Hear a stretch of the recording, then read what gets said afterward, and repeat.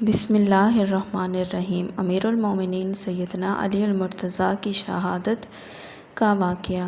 شعبان 28 ہجری میں جنگ نہراں میں جب خارجوں سے ہوئی ہے اور ان کے بے شمار لوگ اس جنگ میں مارے گئے تو ان لوگوں کے سینوں میں انا کی آتش ہمیشہ بھڑکتی رہی اور جذبہ انتقام میں یہ لوگ اپنے اپنے موقع کے انتظار میں رہے۔ پھر حضرت علی المرتضیٰ کی شہادت کا واقعہ ان لوگوں کی عداوت کے نتیجے میں پیش آیا۔ ایک دفعہ قبیلہ مراد سے ایک شخص حضرت علی رضی اللہ تعالیٰ عنہ کی خدمت میں پیش ہوا۔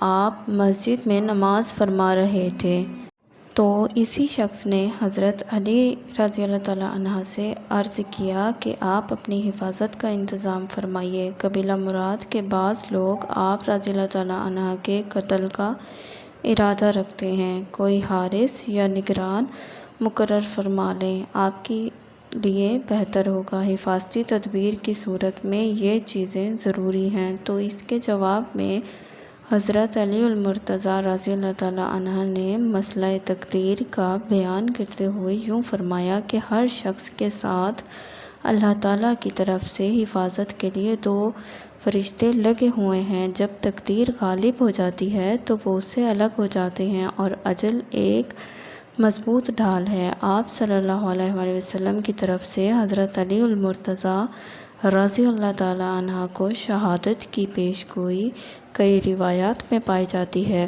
عبداللہ بن سلام رضی اللہ تعالیٰ عنہ نے بھی حضرت علی المرتضیٰ رضی اللہ تعالیٰ عنہ کو مدینہ سے خارج ہونے کے وقت ایک بات ذکر کی تھی کہ آپ کہاں جا رہے ہیں؟ تو حضرت علی نے فرمایا عراق کا ارادہ ہے۔ تو انہوں نے کہا کہ شاید آپ پر وہاں تلوار سے وار کیا جائے۔ حضرت علی نے فرمایا کہ مجھے حضور پاک صلی اللہ علیہ وآلہ وسلم کی طرف سے یہ بات معلوم ہے کہ مجھ پر قاتلانہ حملہ کیا جائے گا اور آپ اس پر یقین رکھتے ہیں اور اس سے خائف نہیں تھے۔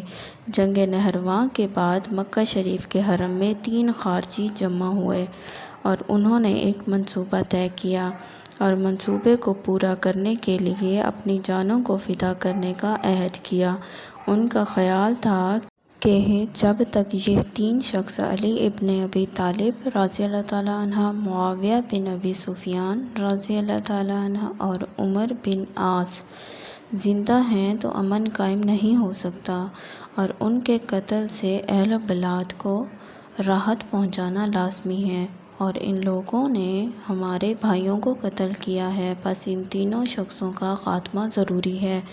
اس پر انہوں نے آپس میں ایک معاہدہ طے کیا کہ عبد الرحمن بن ملجم مرادی نے کہا کہ علی رضی اللہ تعالیٰ عنہ کے قتل کا ذمہ میں لیتا ہوں اور برق بن عبداللہ نے کہا کہ معاویہ کو قتل کرنے کا عہد میں کرتا ہوں اور عمر بن مکر نے کہا کہ عمر بن عاص کے ہلاک کرنے کے لیے میں کافی ہوں اور 17 رمضان کی تاریخ طے کی کہ ان کے بلاد میں پہنچ کر ان تینوں پر حملہ صبح کی نماز کے وقت کیا جائے گا۔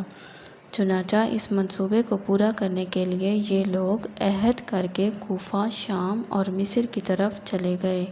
عبد الرحمن بن ملجم کوفہ پہنچا تو حضرت علی رضی اللہ تعالیٰ عنہ کی عادت مبارک تھی کہ فجر کی نماز کے لیے بہت سویرے اٹھتے تھے اور نماز کی طرف جاتے ہوئے لوگوں کو صلاۃ صلاۃ کی ندا دیتے جاتے تھے۔ ابن ملجم اپنی مخصوص تلوار کے ساتھ چھپا ہوا تھا۔ اس نے آپ کے سر مبارک پر بہت زور سے تلوار لگائی جو سر مبارک میں گہری چلی گئی۔ خون سے جناب کی ریش مبارک تربتر ہو گئی۔ لوگوں نے ابن ملجم کو پکڑ لیا۔ نماز کی تیاری تھی۔ نماز کے لیے جدہ بن سیرح کو آپ نے فرمایا کہ نماز پڑھائیں تو اس نے فجر کی نماز لوگوں کو پڑھائی اور حضرت علی رضی اللہ تعالیٰ عنہ کو ان کے گھر کی طرف اٹھا کر لایا گیا اور عبد الرحمن بن ملجم کو جکڑ کر آپ کی خدمت میں پیش کیا۔ تو آپ نے ارشاد فرمایا کہ اگر میں بچ نہ سکوں، فوت ہو جاؤں تو اس کو قتل کر دینا، اور اگر میں زندہ رہا تو جو معاملہ مناسب سمجھوں گا میں اس کے ساتھ کروں گا۔ حضرت علی المرتضیٰ رضی اللہ تعالیٰ عنہ کی ذات گرامی پر حملہ ہوا تو وہ نہایت شدید تھا، ان کے بچنے کی امید نہیں تھی۔ بعض حضرات نے آپ سے کہا کہ آپ اپنا خلیفہ مقرر فرمائیے، تو حضرت علی رضی اللہ تعالیٰ عنہ نے ارشاد فرمایا، یعنی اپنا خلیفہ مقرر نہیں کرتا، میں آپ لوگوں کو اس طرح چھوڑتا ہوں جس طرح حضرت محمد صلی اللہ علیہ وآلہ وسلم نے چھوڑا تھا۔ آپ نے کسی کو اپنا نامزد خلیفہ مقرر نہیں فرمایا۔ اس کے بعد آپ رضی اللہ تعالیٰ عنہ نے اپنے دونوں صاحبزادوں حضرت حسن اور حضرت حسین رضی اللہ تعالیٰ عنہ کو کتاب و سنت پر قائم رہنے، تقویٰ پرہیزگاری اور کے متعلق فرمایا، اور محمد بن حنیفہ کے حق میں بھی ان لوگوں کو وصیت فرمائی۔ آپ کو شدید زخمی کر دیا گیا تھا، اسی وجہ سے 3 روز بعد آپ نے 63 سال کی عمر میں جام شہادت نوش فرمایا۔ امیر المومنین حضرت علی المرتضیٰ رضی اللہ تعالیٰ عنہ کی شہادت کے بعد ابن ملجم کو سنگین طریقے سے قتل کر دیا گیا۔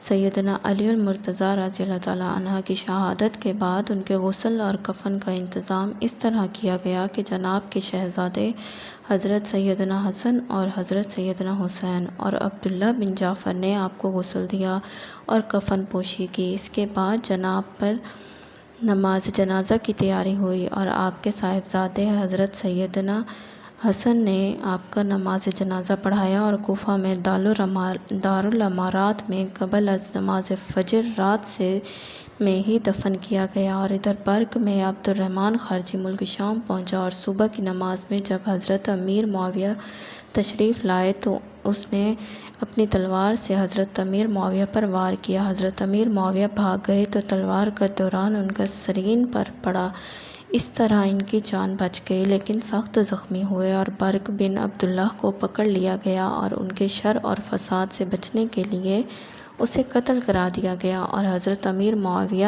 علاج معالجہ کے بعد صحت یاب ہو گئے۔ تیسرے خارجی عمرو بن مکر نے مصر میں پہنچ کر صبح کی نماز کے وقت امام پر حملہ کیا۔ اس روز حضرت عمر بن عاص اتفاقاً بیمار ہو گئے تھے اور اپنی جگہ پر نماز پڑھانے کے لیے انہوں نے خارجہ بن حبیبہ کو بھیجا تھا۔ خارجی کے حملے میں خارجہ بن حبیبہ قتل ہو گئے اور عمر بن عاص بچ گئے۔ امید کرتی ہوں آپ کو میری ویڈیو پسند آئی ہوگی۔ میرے چینل کو سبسکرائب کیجیے گا اور اپنی دعاؤں میں یاد رکھیے گا۔ اللہ حافظ۔